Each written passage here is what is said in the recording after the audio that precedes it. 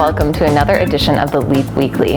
This week, Michelle Strauss of CapCan will speak with partners from MCAN and the Kresge Foundation about the Michigan Post-Secondary Institute, which happened earlier this week at the Kellogg Hotel and Conference Center in East Lansing. Make sure you stay tuned until the end for a member moment, which features Andrews Hooper Pavlik, who will welcome their newest partner at the top of 2020 with the promotion of Julie Feifley. Good morning. My name is Michelle Strauss. I'm the Executive Director of the Capital Area College Access Network, and I'm pleased to be here today to talk about a new initiative called the Michigan Post-Secondary Institute. The Kresge Foundation is really excited to be the primary sponsor of the first ever Michigan Post-Secondary Strategy Institute, and that is when we have 23 districts have sent teams here to East Lansing, over 100 people here meeting together in groups, superintendents, school counselors, college advisors, administrators, basically spending 2 days together talking about what can they and should they be doing in their districts to better align resources and programming informed by best practice, focused on equity, to make sure that we have really robust systems in place for college and career advising for all the students in a district. So we have a terrific team of folks here who have founded the National Post-Secondary Strategy Institute. They are primarily coming out of the Chicago Public School Systems, which has had an amazing transformational story unfold over the past 15 years, where they have significantly improved college going and college completion rates.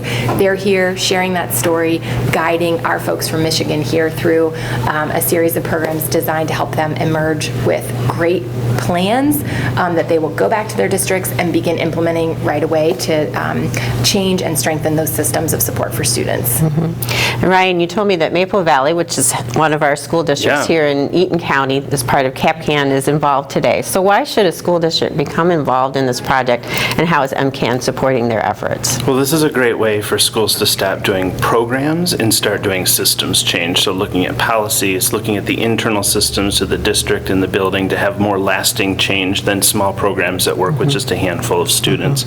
We want to support that work in districts all over the state, the systems change approach, just like you're doing at CapCan, because we think it's the right strategy long-term for the state. Well, Michigan's economy needs about 70% of our residents to have some form of college, something after high school, in order for us to serve the economy, serve the businesses, be able to fill these jobs with Michigan residents. If we can't fill the jobs with Michigan residents, we'll start to import talent from other states. And we're so close to Canada, we can import it from other countries. So if we want to make sure our own residents and our own citizens are able to have a living wage and be able to have work and be economically viable, we need to invest in them as talent. How can businesses in the community foster partnerships around post-secondary attainment, whether it's through this institute or other activities? I would say, just to start, there are a number of things that businesses can do to help further Governor Whitmer's goal that 60% or more of all Michigan residents have some type of post-secondary degree or training completed.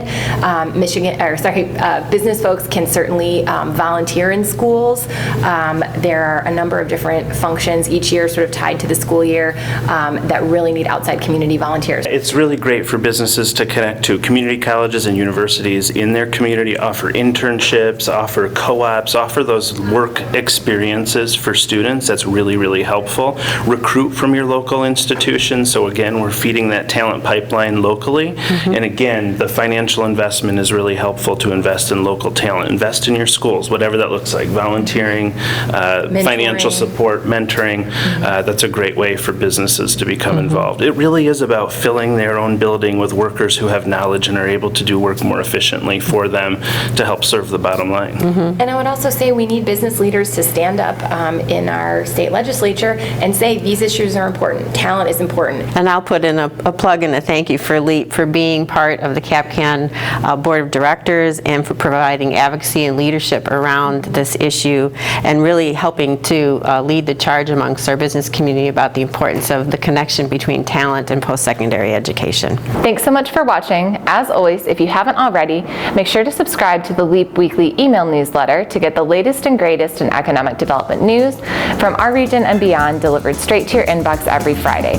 We'll see you here next week.